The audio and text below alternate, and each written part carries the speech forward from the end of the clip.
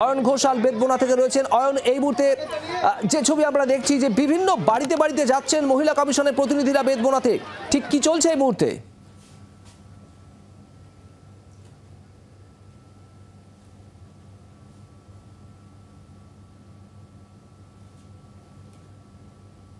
শোনা যাচ্ছে অয়ন? কারণ হ্যাঁ, ভরসা পাচ্ছেন না, তারা চাইছেন বিএসএফ থাকুক এখানে এবং সেই কারণেই তারা রীতিমতো দাবি তুলছেন বিএসএফ রাখার।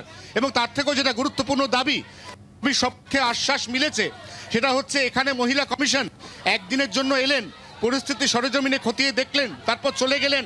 তারপর কি হবে তাদের, সেক্ষেত্রে মহিলা কমিশনের চেয়ারপারসন তাদেরকে মৌখিকভাবে আশ্বাস দিলেন রিপোর্ট জমা দেবেন এবং তাদেরকে ছেড়ে যাওয়া হবে না। তাদেরকে এই অবস্থায় রেখে ফেলে চলে যাওয়ার মতো মানসিকতা নিয়ে তারা এত দূর অর্থাৎ দিল্লি থেকে এখানে আসেননি। এই আশ্বাস পাওয়ার পরে এই মুহূর্তে ঠিক কি বলছেন জাতীয় মহিলা কমিশনের চেয়ারপারসন বিজয়া রাহাতকার? পরবর্তী গন্তব্য কোথায় শুনতে চাইবো তার বক্তব্য। অয়ন,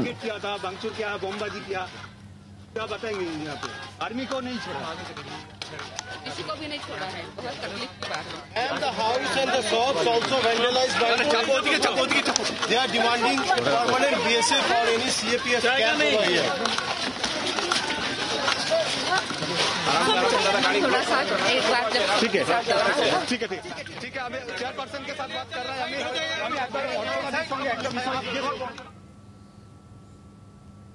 एक बार जब सबके साथ दौरा होगा उसके बाद बात करेंगे।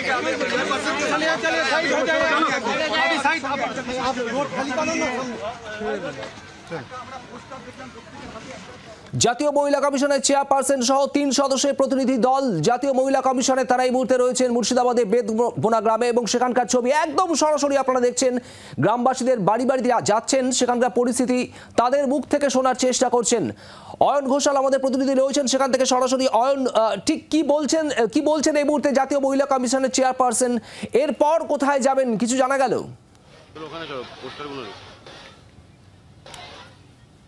দেখো, পরবর্তী কি গন্তব্য থাকছে এ সম্পর্কে মিডিয়াকে কিছু জানানো হচ্ছে না। তার দুটো কারণ, একটা হচ্ছে জানানো হলে সেই এলাকায় নতুন করে অশান্ত হতে পারে, এক, এবং দুই, জানার পরে কিন্তু সেক্ষেত্রে কোথাও না কোথাও স্থানীয় পুলিশ মূলত যারা এখানে কনভয়ের আকারে গাইড করে মহিলা কমিশনের সদস্যদের ভেতরে ভেতরে নিয়ে যাচ্ছে তারা কিন্তু এখানে কোনোভাবে নন কোঅপারেশন করতে পারে এরকম একটা অসমর্থিতভাবে তারা জানাচ্ছেন আমাদেরকে। এটার কোনো অফিসিয়াল ভার্সন নেই, কিন্তু এই মুহূর্তে আমরা যে পরিস্থিতি দেখতে পাচ্ছি তাতে এক একটি জায়গা, সেই জায়গাতেই কোথাও 500, কোথাও 150, কোথাও 1000 মহিলা এই মহিলা কমিশনের সদস্যদের ঘিরে ধরে তাদের আকুল বেঁচে থাকার যে আরতি সেই আরতি জানাচ্ছেন।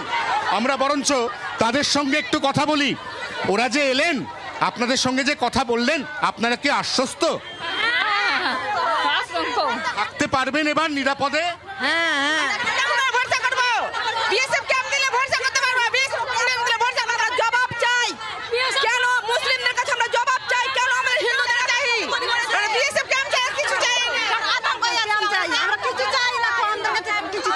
ক্যামেরার সামনে করো জোরে, শুধু বলাই নয়, প্ল্যাকার্ড লেখা আছে এখানে। প্ল্যাকার্ডের মধ্যে লেখা আছে যে তারা লক্ষ্মীর ভাণ্ডার চাইছেন না, তারা মা বোনেদের সম্মান চাইছেন। আরও অন্য প্ল্যাকার্ড যেখানে লেখা আছে এখানে অবিলম্বে এই গ্রাম বেদবোনা গ্রাম বেলডাঙ্গা এখানে বিএসএফের ক্যাম্প বসাতে হবে।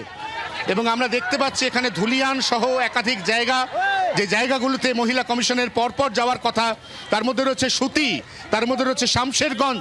সেখানে ঠিক কী উদ্ভূত পরিস্থিতি হয় সেদিকে অবশ্যই আমাদের নজর থাকবে। এই মুহূর্তে ধুলিয়ান থেকে, বিশেষ করে বেদবোনা গ্রাম যে গ্রামে এতক্ষণ তারা ছিলেন, সেখান থেকে তারা বেরোচ্ছেন। শুভদীপ, ছবি দেখতে পাচ্ছেন আপনারা বেদবোনা গ্রামের। সেখানে স্থানীয় মানুষদের সঙ্গে কথা বলার পর তাদের পাশে থাকার আশ্বাস দিয়েছেন জাতীয় মহিলা কমিশনের প্রতিনিধিরা এবং এরপর এখান থেকে তারা আবারও রওনা হচ্ছেন। পরবর্তী গন্তব্য কোথায় আমাদের নজর থাকবে, একেবারে সমস্ত আপডেট আপনাদের দেব। বেদবোনা গ্রামের ছবি আপনারা যেমন দেখছেন, একই সঙ্গে জাফরাবাদের ছবি আপনারা দেখছেন। মুর্শিদাবাদের এই অশান্তি কবলিত জাফরাবাদ, এখানেও প্রবল অশান্তি তৈরি হয়েছিল। সেই জাফরাবাদে আজ রাজ্যপাল সিবি আনন্দ বোসের আসার কথা। जिस तरीके से यहाँ की हालत हो गई है वो देखी नहीं जा रही है। क्या स्टेप लीजिएगा मैम? लोग बेचैन हैं, आपसे उम्मीद की मांग जुट के बैठे हुए। जरूर हम बाकी भी सबका पूरा दौरा करेंगे और उसके बाद फिर দেখো এই মুহূর্তে বিজয় রাহাতকার তিনি জি24 ঘন্টাকে এক্সক্লুসিভ দেওয়া বাইটে জানালেন যে তিনি সবটা শুনছেন, তিনি এত ভয়ঙ্কর পরিস্থিতি সেটা কিন্তু আজ পাননি। তিনি একটা প্রাথমিক রিপোর্ট পেয়েছেন, তিনি সেই রিপোর্টের পরিপ্রেক্ষিতে এসেছেন, দেখছেন, কিন্তু দেখার পরে তিনি চাক্ষুষ যা দেখতে পাচ্ছেন এই ভয়াবহ যে পরিস্থিতি, এই পরিস্থিতি তিনিও কিন্তু আঁচ করতে পারেননি। অতএব আরও দেখা বাকি এবং তারপরে রিপোর্ট জমা পড়বে এবং সেই রিপোর্ট অত্যন্ত কড়া বা কঠোর রিপোর্ট হতে চলেছে, এমনটাই কিন্তু সূত্র মারফত খবর। বাংলার আওয়াজ, বাঙালির আবেগ, জি24 ঘন্টা।